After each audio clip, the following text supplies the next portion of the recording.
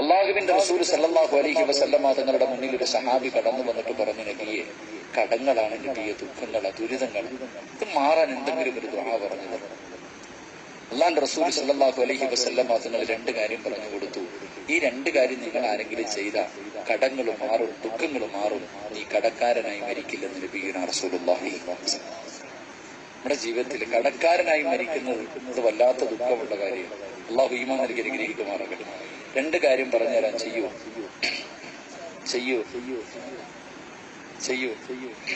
അള്ളാഹു ഈമാൻ നൽകി അനുഗ്രഹിക്കുമാറാകട്ടെ. ഒന്ന് എന്റെ പ്രിയമുള്ള സഹോദരങ്ങളെ, വീട്ടിൽ നിന്ന് വെളിയിലേക്ക് വന്നിട്ട് വീട്ടിലേക്ക് മടങ്ങി പോകുമ്പോ ആദ്യം നിന്റെ വീടിന്റെ വാതിലിൽ ആരെ കാണുന്നു അയാളോട് നീ സലാം പറയണമെന്ന് നബിയുനാ റസൂലുള്ളാഹി. ഒരു ആവശ്യത്തിന് വേണ്ടി വീട്ടിൽ നിന്ന് പുറത്തു വന്നിട്ട് വീട്ടിലേക്ക് മടങ്ങിപ്പോവാൻ ആ സമയത്ത് നമ്മൾ പള്ളിയിൽ വരും, റോഡെ വരുന്നവനോടും പോകുന്നവനോടും ഉസ്താദിനോടും നാട്ടുകാരോടും എല്ലാരോടും സലാം പറയും.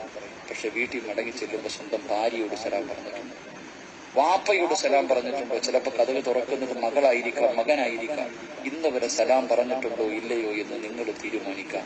ഇന്നു മുതൽ നീ പറയാൻ തീരുമാനിച്ച നിന്റെ ജീവിതത്തിൽ കടങ്ങളും ദുഃഖങ്ങളും മാറുമെന്ന് നബിയുനാ റസൂലുള്ളാഹി.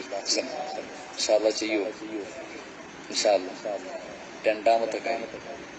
രണ്ടാമത്തെ കാര്യം എന്റെ പ്രിയപ്പെട്ടവരെ, വീടിനകത്ത് കയറിയിട്ട് നിങ്ങൾ ധരിച്ചിരിക്കുന്ന വസ്ത്രമുണ്ടല്ലോ, ആ വസ്ത്രം ആങ്കറിലേക്കോ അശയിലേക്കോ അത് ഊരി തൂക്കിയിടുന്നതിന് മുമ്പ് സൂറത്തുൽ ഇഖ്ലാസ് ഒരു പ്രാവശ്യം ഓതണമെന്ന് നബിയുനാ റസൂലുള്ളാഹി. സൂറത്തുൽ ഇഖ്ലാസ്, ഖുൽ ഹുവല്ലാഹു അഹദ് അല്ലാഹു സമദ് എന്ന സൂറത്ത് ഒരു പ്രാവശ്യം നിത്യമായി ചെയ്ത നീ കടക്കാരനായി മരിക്കില്ല. നിന്റെ കടങ്ങൾ അല്ലാഹു വീടാനുള്ള വഴികൾ തുറന്നു തരുമെന്ന് നബിയുനാ റസൂലുള്ളാഹി. ഇൻഷാ അല്ലാഹ് ചെയ്തൂടെ?